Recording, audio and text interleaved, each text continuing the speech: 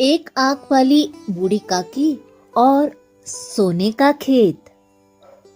गांव में सुबह सुबह की धूप और काके के चेहरे पर सूरज सी चमक अब साफ दिखाई दे रही थी।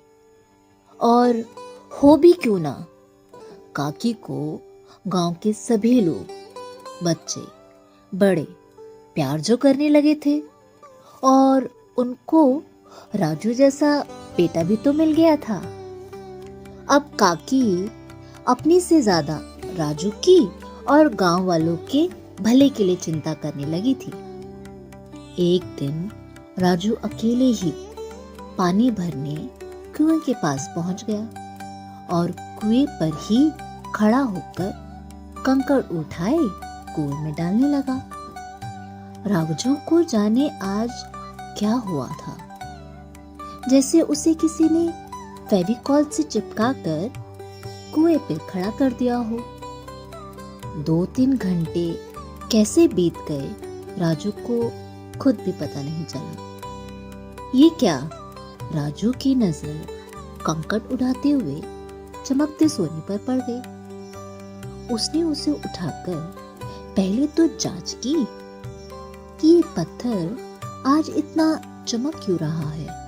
राजू के दिल की धड़कन बहुत तेज तेज चलने लगी। उसने उसे उठाया और चुप करके उसे अपनी जेब में रख लिया। वो पत्थर नहीं, सोने का टुकड़ा था। राजू बूढ़ी काकी के पास जा ही रहा था कि उसके मन में लालच आ गया और उसने सोचा कि इससे तो वो खूब पैसे कमा लेगा। उसने किसी को ये बात नहीं बताई। वो सोचते सोचते काकी के घर के आंगन में जा पहुंचा। काकी ने उससे पूछा ही था कि राजू अंदर तो आ। राजू घर में जाकर चुपचाप चारपाई पे बैठ जाता है। अब जैसे उसकी जुबान पर किसी ने ताला लगा दिया हो। बूढ़ी काकी बोली जा रही थी, पर राजू जैसे एक अलग धुन में था। तभी काकी ने राजू से पूछा, तू कुछ खाएगा? खाना परोस दूं? पर आज तो राजू का ध्यान, उसका मन जैसे बस एक ही चिंता पर अटक गया हो। काकी ने दोबारा पूछा तो राजू ने एकाएक बोला, काकी मुझे भूख नहीं है, खाने का मन नहीं है, पेट भरा हुआ है, कहकर चुप हो गया। आसपास एकदम शांति। काकी भी राजू को हैरान होकर मन में सोचने लगी, आज राजू को हुआ क्या है। पर काकी चुप राजू को देखती रही। फिर अचानक बोली, वो कलावती के खेतों में इस साल फसल नहीं होने से वो बहुत चिंता और बहुत परेशानी में है। बेचारी, हो भी क्यों ना, बिना पति के अकेले सब कैसे करती होगी। ये सब के बीच राजू जैसे अपनी ही धुन में था। जैसे ही काकी ने संदूक खोला और राजू को पकड़ने के लिए आवाज लगाई, तो राजू ने चौंक कर पूछा, काकी संदूक, इसमें क्या है? कुछ चाहिए आपको? मैं मदद कर दूं? काकी ने राजू से बोला, तुझे आज हुआ क्या है? नहीं, कुछ नहीं काकी। काकी बोली, मैं सोच रही हूँ कलावती की मदद की जाए।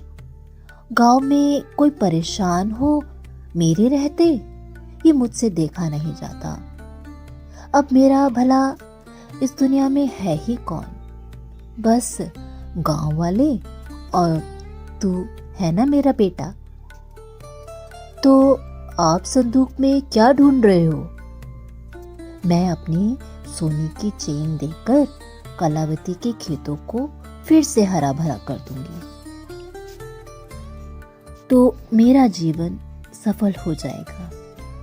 राजू मन ही मन खुद के लिए बुरा भला सोचने लगा।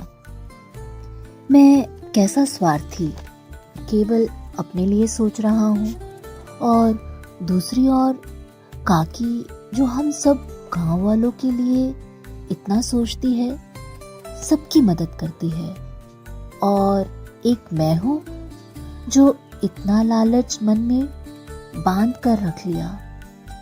इसके मन में गिलानी हुई। उसने बूढ़ी काकी को सब बात सच सच बता दी और डरते हुए बोला, काकी काकी, ये मेरे पास आज कुएं से मिला, क्यों ना इसी से हम कलावती चाची के खेतों को सोने की भांति चमक धमक से भरा भरा कर दे। बूढ़ी काकी ने राजू को गले लगा लिया और दोनों ने मिलकर कलावती के खेत को फिर से हरा भरा कर सोने सा चमका दिया।